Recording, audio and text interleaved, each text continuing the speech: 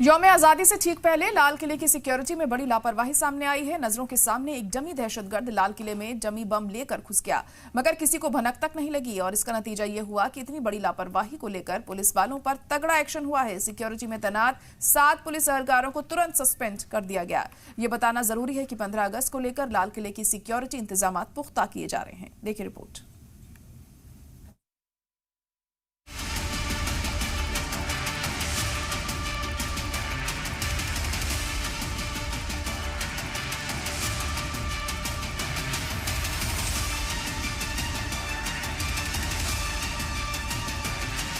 लाल किले के अंदर कैसे पहुंचा बम?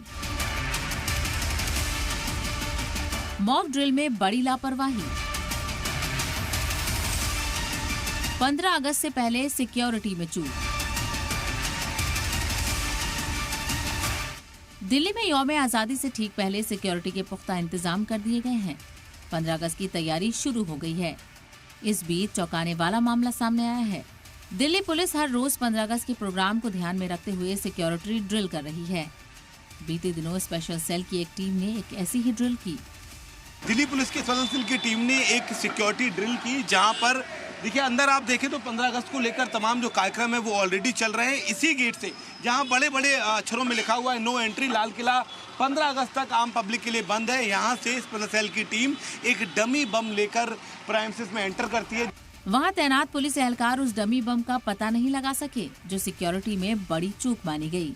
इसी के चलते उन्हें सस्पेंड कर दिया गया। कई बार ऐसी मॉक ड्रिल्स होती हैं जिसके अंदर हम लोग देखते हैं कि कोई डमी लेके जाता है तो उसको कैसे रोकते हैं, उसको नहीं रोकते तो क्यों नहीं रोक रहे हैं। तो उसी के तहत हम लोग जो है कल भी हम लोगों ने 5 डमी डिटेक्ट किए हैं, परसों 6 डमी भी डिटेक्ट किए थे।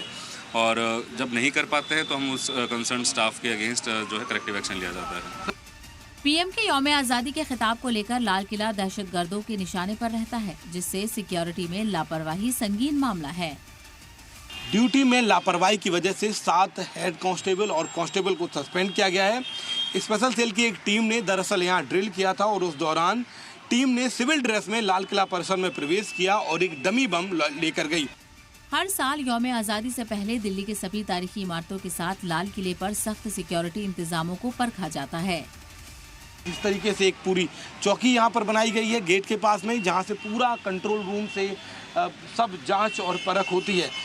2 लेयर की सिक्योरिटी आमतौर पर होती है जो मैंने आपको दिखाया, लेकिन अब चूंकि 15 अगस्त का बड़ा कार्यक्रम है, ऐसे में एसपीडी ने इसको अपने अंडर में ले लिया, जिसके बाद पुलिस और पैरामिलिट्री के जवानों की भी बिना पास बिना आईडी कार्ड के यहाँ एंट्री नहीं है। कोई बड़ा अफसर भी बिना प्रोटोकॉल को फॉलो करे अंदर नहीं आ सकता है। वहीं दूसरी तरफ दिल्ली पुलिस ने 5 बांग्लादेशी शहरियों को गिरफ्तार किया है।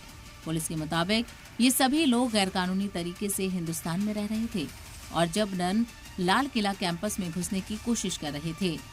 इन सभी की उम्र 20 से 25 साल के बीच है। फिलहाल इनसे पूछताछ की जा रही है ताकि इनकी मंशा का पता लगाया जा सके।